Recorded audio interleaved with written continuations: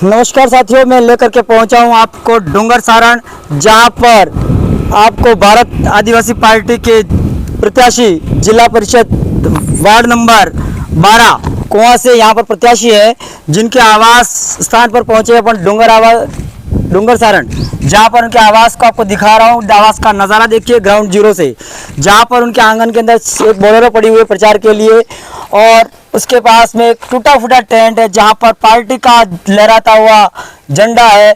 और उनके आवास की स्थिति बताते हैं हम आपको। देखिए, उनका एक टूटा फूटा मकान है, उसके पास में एक छोटा सा पक्का कमरा है जिनके अंदर वो रहते हैं। और जानते हैं यहाँ पर जाकर के उनकी पूरी आवास पर जाकर के चुनावी क्या रणनीति है, क्या आगाज है, इसका नज़ारा दिखाते हैं हम आपको। सबसे पहले आपका शुभ नाम? मेरा शुभ नाम है अशोक कुमार रौत। अशोक कुमार जी रौत, सबसे पहले आपको भारत आदिवासी पार्टी की प्रत्याशी होने के नाते और चुनाव के अंदर जो आपने आगाज़ किया है उसके लिए हम आपके यहाँ पर आए हैं। सबसे पहले हमारे वागड़ लाइव न्यूज़ में आपका हार्दिक स्वागत है। बताइए आपकी क्या चुनावी रणनीति है, और आप ये बताइए, ना तू इधर की कर ना तू इधर की कर, तू तो ये बता कि बस ये कारवा क्यों लूटा। सबसे पहले आपकी चैनल को जोहार। सर, कारवा तो बीजेपी और कांग्रेस का लूटा है। बीजेपी और कांग्रेस का कारवा लूट गया है। भारत आदिवासी पार्टी का कारवा तो लगातार बढ़ता ही जा रहा है। पूरे प्रदेश में बढ़ता जा रहा है। पूरे प्रदेश में और पूरे देश में बढ़ता जा रहा है। पूरे देश और प्रदेश में आपका कारवा बढ़ता जा रहा है। बिल्कुल। आप इस चुनावी सरगर्मी के अंदर, एक तो प्रकृति की गर्मी है और एक चुनावी सरगर्मी है, तो इसके गर्मी के अंदर जो आप ये तप रहे हो, आपके कार्यकर्ता जो यहाँ पर मेहनत कर रहे हैं, दिखा रहे हैं, आज धूप गर्मी के अंदर जो मंथन कर रहे हो आप, तो आपकी क्या रणनीति है और कितने आश्वस्त हो इस चुनाव को लेकर के, और इस चुनाव को क्या मानते हो? बिल्कुल एक तरफा माहौल है सर, यहाँ कोई कांटे की टक्कर ऐसा कुछ नहीं है। एक तरफा माहौल है। भारत आदिवासी पार्टी की तरफ से बड़ी लीड के साथ अपन जीतेंगे। बड़ी लीड के साथ जीतोगे। आपका मुख्य मतलब आपकी विरोधी पार्टी और आपकी टक्कर नंबर 2 की पार्टी किसको मानते हो आप? हम किसी की कोई नंबर 1 2 कोई किसी को नहीं मानेंगे। कोई टक्कर किसी से नहीं है। कोई टक्कर में नहीं? कोई टक्कर में नहीं है। न भाजपा न कांग्रेस? नहीं, कोई टक्कर में नहीं। देखो आपको दिखा रहे हैं कितने अशोक कुमार जी रौत कितने आश्वस्त हैं, क्योंकि आज दिन तक इन दोनों पार्टियों ने इन सभी पूरी इस इलाके में इन दोनों पार्टियों से लोग वाकिफ हो गए हैं। अब उनका एंड हो गया है। कोई टक्कर में नहीं है। उनका एंड हो गया है। हाँ। आपके पास में विजन क्या है पार्टी का? आप क्या, आपको बहुत बड़ी जिम्मेदारी दी है आपको राजकुमार जी रौत और अनिल जी कटारा और आपके भारत आदिवासी। हाँ, तो अशोक कुमार जी, आपकी पार्टी और आपका विजन क्या है चुनाव जीत करके क्षेत्र के लिए? क्या नया कुछ करने की आपके अंदर रणनीति है? अब बिल्कुल सर, विजन की बात करें तो इस इलाके में ट्राइबल एरिया है, टेरिटरी इलाका है, जो यहाँ विकास के नाम पे इस इलाके का विनाश कर दिया है इन दोनों पार्टियों ने। क्योंकि इस दोनों पार्टियों को ही कहेंगे, क्योंकि इस देश में दोनों पार्टी ने राज किया है, कांग्रेस और बीजेपी ने। यहाँ बात करते हैं विकास की, तो ट्राइबल एरिया में बहुत सारा बजट आता है। यदि विकास करते तो इस इलाका का नज़ारा कैसा होता? उसका नज़ारा ही कुछ और होता। विकास की जगह है इन दोनों पार्टियों ने इस इलाका, ट्राइबल एरिया जो टेरिटरी इलाका है हमारा, इसमें विनाश का कारण ही दोनों पार्टी है। विनाश का कारण ही मुख्य दोनों पार्टियों को? दोनों पार्टी ने राज किया इस देश में सबसे ज्यादा, तो दोनों पार्टी होगी नहीं। बिल्कुल। तो आप एक इतनी संख्या में, आप इतने राजस्थान सरकार के अंदर इतने विधायक नहीं हुए, और तो फिर क्या विजन है आप? क्योंकि दोनों पार्टी है कि नागनाथ और सांपनाथ जैसा मामला है। एक नाग एक ही है उनकी सब रणनीति। एक नाग हाँ, सभी मिल जाते। जिला प्रमुख में गए चुनाव में, कांग्रेस और बीजेपी मिल गए और अलग अलग चुनाव लड़ते हैं, तो मामला तो एक ही हुआ नहीं। कहाँ? तो आपने डूंगरपुर का। हाँ, भारत आदिवासी सीधी बात है, उसपे पूरा देश जानता है, सब जानते हैं, पूरा राजस्थान जानता है। हाँ, राजकुमार जी ने नारा भी दिया था, कमल कांग्रेस। बिल्कुल। हाँ, वो नारा भी काफी उनका चर्चित रहा है। लेकिन जनता को इधर उधर गुमराह करते हैं। जनता को इधर उधर गुमराह करते हैं बस। तो अभी अब जनता जान चुकी है, इसीलिए तो तीसरा मोर्चा खड़ा हुआ है और उसका कारवा बढ़ता ही जा रहा है। अच्छा, तो एक महत्वपूर्ण ये आप चुनाव लड़ने जा रहे हो, अनिल जी कटारा जो विधायक हुए उनकी जो सीट है वहाँ से ला रहे हो, तो आपकी जिम्मेदारी कितनी बड़ी मानते हो?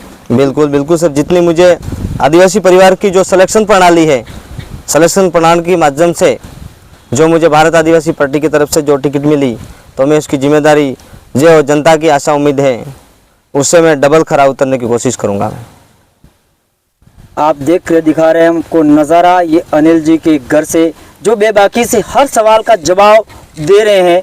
और ऐसे बेबाक उम्मीदवार हम आपको लाइव ग्राउंड जीरो से बता रहे हैं। कोई भी उनको मैंने सवाल क्या पूछूंगा क्या नहीं पूछूंगा कुछ भी नहीं कहा, लेकिन हर सवाल का जवाब बेबाकी से दे रहे हैं। सर, एक महत्वपूर्ण और तीखा सवाल, ये आपके एमएलए बांसवाड़ा के अंदर जय कृष्ण पटेल, बिल्कुल तो, सर, घूसखोरी के अंदर उनको जो आरोप लगे और गिरफ्तारी जो हुए, तो उसके अंदर एक नेगेटिव माहौल इधर कितना मानते हो, उसका असर को मानते हो इधर कि क्या? सर इनका असर बिल्कुल नहीं है, उनको पहले से ही कुछ षड्यंत्र रचा हुआ था। अच्छा, क्योंकि मामला कुछ ये विधायक है बागीधोरा से और मामला कुछ कहीं और से, सब जानते हैं कहीं और से कोई मुद्दे उठाए न कुछ हुआ है और उसके पीछे मतलब षड्यंत्र की तरह कुछ नहीं कुछ मामला है। बाकी कुछ उनके मुकदमे में कुछ और लिखा है और बयान भी कुछ और ऐसा भी कुछ है। बिल्कुल हम आपको हाँ। दिखा रहे हैं, इनके प्रत्याशी आश्वस्त है कि वो उनको और ये षड्यंत्र ही मानते हैं क्योंकि इसका कोई यहाँ असर नहीं है, उसका यहाँ कोई असर सिर्फ वो तो बीजेपी वाला का मुद्दा है, बाकी यहाँ कोई असर नहीं है। मतलब उसको आप खाली भारतीय जनता पार्टी का मुद्दा मानो। यहाँ कोई भ्रष्टाचार यहाँ का हुआ नहीं, कुछ हुआ है तो बाहर का हुआ और वो भी षड्यंत्र के तरफ ही मतलब हुआ, इस तरह से षड्यंत्र के तहत हुआ, ये मान रहे हो? बिल्कुल। बिल्कुल हर बात का बेबाकी से जवाब देते हैं। एक दूसरी बात, सर आप राजकुमार रौत जी कहते हैं कि हम हिंदू नहीं है और मैं स्वयं जो आया हूँ एक तिलक लगा करके आया हूँ, आपको कोई इतराज नहीं हुआ? नहीं, बिल्कुल नहीं सर, देखो हम किसी धर्म विरोधी नहीं हैं, हम आदिवासी हैं और इस देश के मालिक हैं। और पहली बात, हम प्रकृति पूजक हैं, हमारे कोई किसी धर्म से कोई लेना देना नहीं है और हम एक इंसानियत की सोच रखते हैं, इंसानियत की सोच रखते हो, प्रकृति पूजक है। पूजा पद्धति पर आपको कोई इतराज नहीं है? किसी के कोई धर्म से में कोई वो नहीं है, सिर्फ मुद्दा बनाते हैं, बाकी हमारा कोई नहीं, हम प्रकृति पूजक है। पर सर इस आदिवासी अंचल के अंदर लगभग 70% लोग तो अपने आप को आदिवासी हिंदू मानता है। हाँ बिल्कुल वो मानते हैं क्योंकि पहले से ऐसा थोप रखा है, लेकिन अब ऐसा कुछ नहीं है, हम किसी के विरोधी नहीं, किसी धर्म के विरोधी नहीं। इस चुनाव को आप किस दृष्टि से देखते हो और अगर आप जीत जाते हो इस क्षेत्र के लिए क्या करोगे? हम तो हमारा आदिवासी धर्म कोड भी हमें अलग से मिले, जैसे हर धर्म कोड अलग है, हमें भी आदिवासी कोड धर्म कोड मिलना चाहिए, लेकिन इसीलिए तो सब है ये, हम मानते हैं हमको धर्म कोड, आदिवासी धर्म कोड भी मिलना चाहिए, तो हमारी वाजिब मांग है ये मांग आपके। और हम आदिवासी हैं, इस देश के मालिक हैं और हम प्रकृति पूजक हैं। प्रकृति पूजक हो। देखो यहाँ पर मैं उनको हर सवाल तीखा यहाँ पर दाग रहा हूँ, लेकिन वो बेबाकी से जवाब दे रहे हैं यहाँ पर और हमको दिखाते हैं यहाँ पर उनके कार्यकर्ता कितने आश्वस्त। आपका शुभ नाम बताइए? मेरा नाम गणेश लाल रौत है। गणेश लाल जी रौत जी, कितने आश्वस्त हो ये अशोक कुमार जी रौत को जीत के लिए? हम बिल्कुल आश्वस्त है कि अनिल जी कटारा ने जो जीत दर्ज करी थी उससे दुगने मतों से हम जीत दर्ज करेंगे, इससे डबल मतों से आप जीतोगे, कितने आश्वस्त हो? बिल्कुल। कितने आपके यहाँ पर ये वार्ड के अंदर कितने ग्राम पंचायतें पड़ती है? हमारे इस वार्ड में 12 ग्राम पंचायत है। तो ये कार्यकर्ता आप कितने आश्वस्त हो? सामाजिक कार्यकर्ताओं की पूरी लंबी लॉबी लगी हुई है, कितने आश्वस्त हो? बिल्कुल, हम बिल्कुल आश्वस्त है कि हम भारी मतों से, भारी लीड से हम जीत दर्ज करेंगे। भारी मतों से किसी भारी जी जीतोगे। जानते हैं यहाँ पर उनके बैठे हुए सामाजिक कार्यकर्ता जो है उनसे उनकी क्या राय है। सर शुभ नाम बताइए आपका? जी, मेरा नाम रमेश चंद्र रौत। रमेश चंद्र जी रौत। यहाँ सब रौत ही रौत देख रहे हैं, एक राजकुमार रौत, एक अनिल कुमार रौत, एक ये आप फिर रौत कभी रॉन्ग नहीं होते, इसलिए तो रौत दिख रहे हैं। अच्छा, रौत कभी रॉन्ग नहीं होते। अच्छा, बहुत ही अच्छी बात है। बताइए आप कितने पार्टी की जो विचारधारा है उसको लेकर के जो आप लड़ रहे हो, तो क्या आपका मानना है इस प्रत्याशी को लेकर के? देखो, जिस पार्टी ने जो टिकट दी है जिस बंदे को, और उसको डंके की चोट पे जीता के छोड़ेंगे। डंके की चोट पे जीता हाँ। के छोड़ेंगे। इस जीत का कारण क्या मानते हो? जीत का कारण वही है, कांग्रेस बीजेपी ने आज तक लूटा है, पार्टियों के नाम से लूटा है, तो आज तीसरा मोर्चा खड़ा हुआ है तो उनके खिलाफ खड़ा हुआ है। उनके तो खिलाफ उसको जिता के लड़ागे, हम तो जिता के छोड़ेंगे। अभी आपके जो अनिल जी और राजकुमार जी हैं, हाँ जी, तो उन्होंने क्या विकास किया है, कैसा कोई उदाहरण आपके पास में?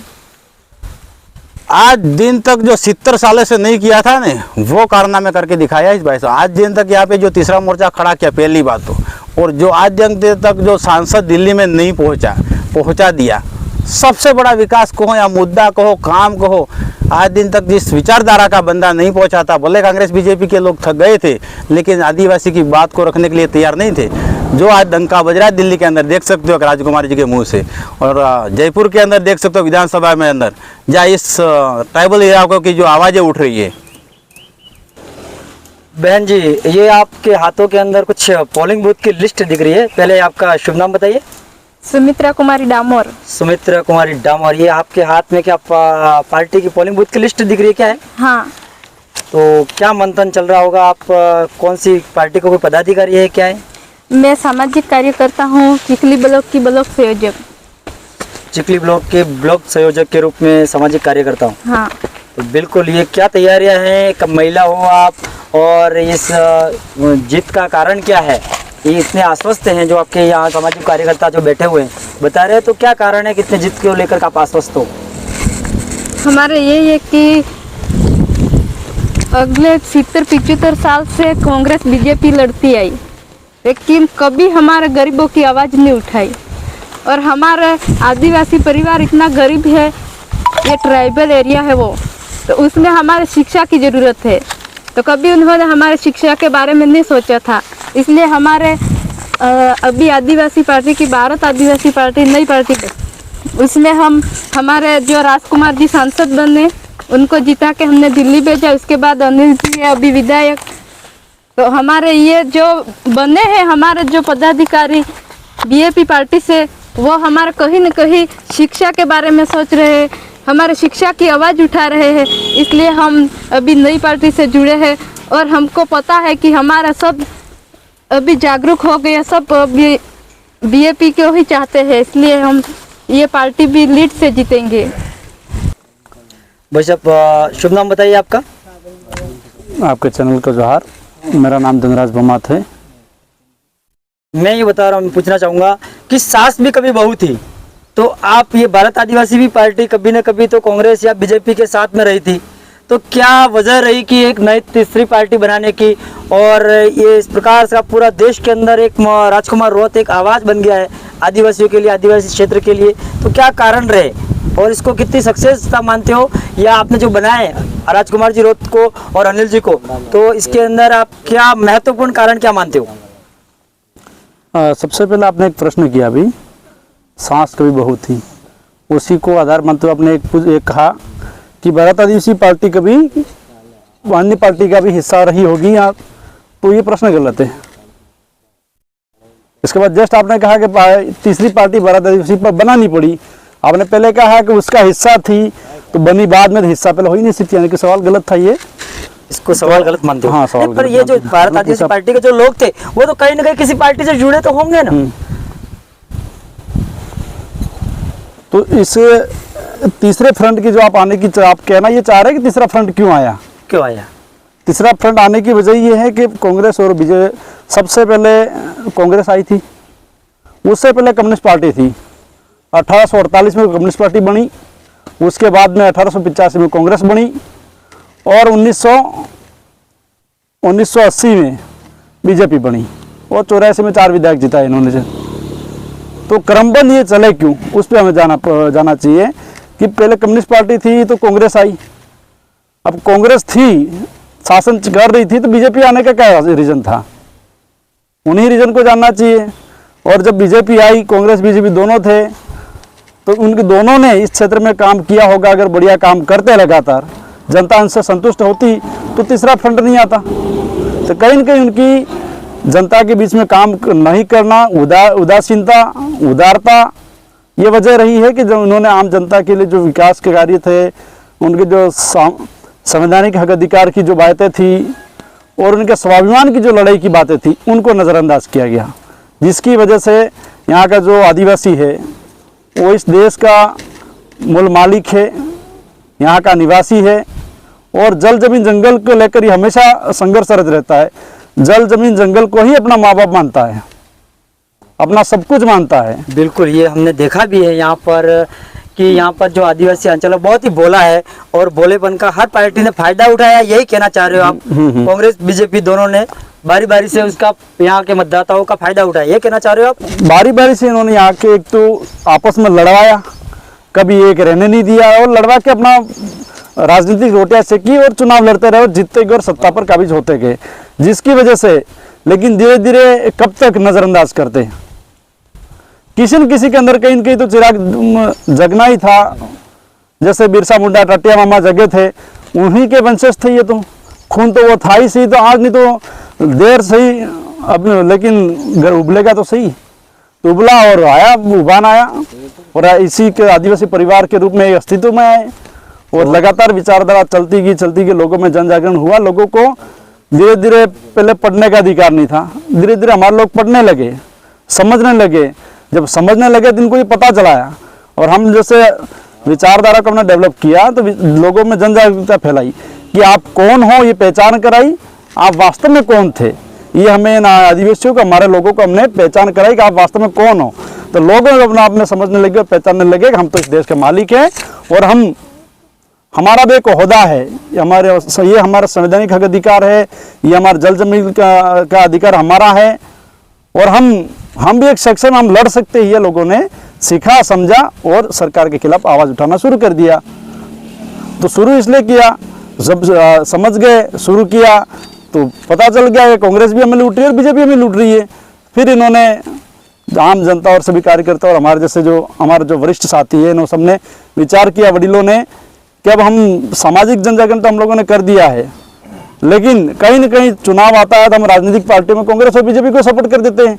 तो फिर हमारा अन्याय, अत्याचार, शोषण तो वही लोग कर रहे हैं।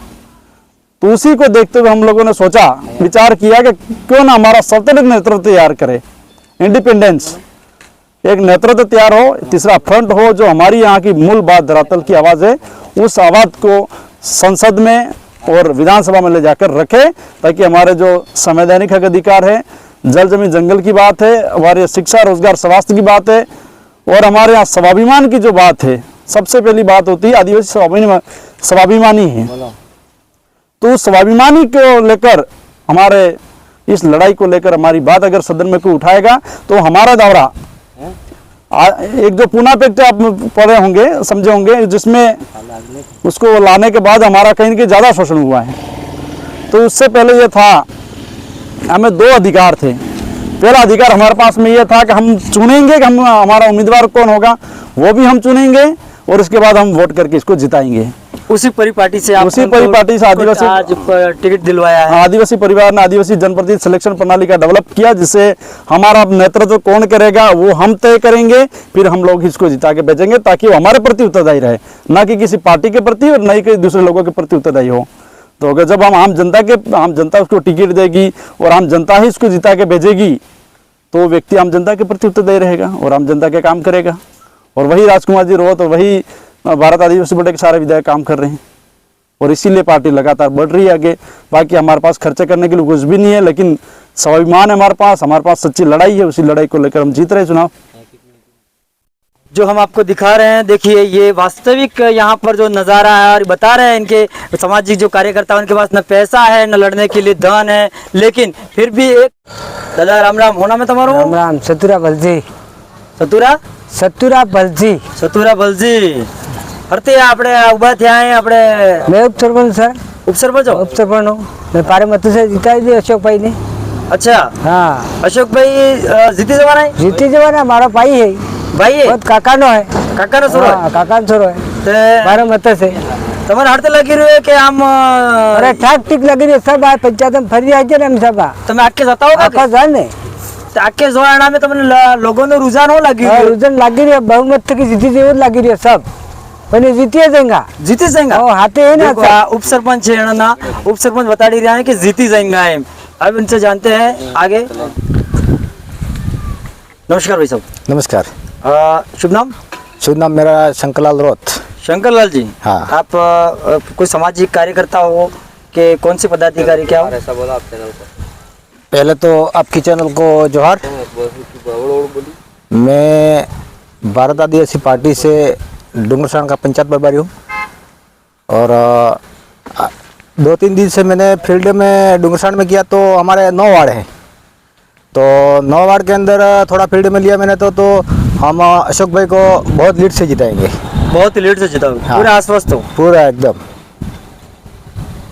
देखिए नज़ारा यहाँ पर उनके जो सामाजिक पदाधिकारी है वो भी पूरे आश्वस्त है और उनके घर के आसपास का नज़ारा देखिए, बहुत ही दयनीय स्थिति है, लेकिन उनके जो कार्यकर्ताओं का जो हौसला है और उनका जो मनोबल है वो 7वें आसमान पे और पूरे आश्वस्त है कि हमारे पार्टी यहाँ के जो प्रत्याशी हैं वो जीतेंगे। भारत आदिवासी पार्टी के प्रत्याशी अशोक कुमार रौत यहाँ पर पूरा नज़ारा देखिए उनके घर के आसपास का दिखा रहे, देखिए आप पूरा, आप देख रहे हो ग्राउंड जीरो डूंगरसारण से उनके आवाज़ से।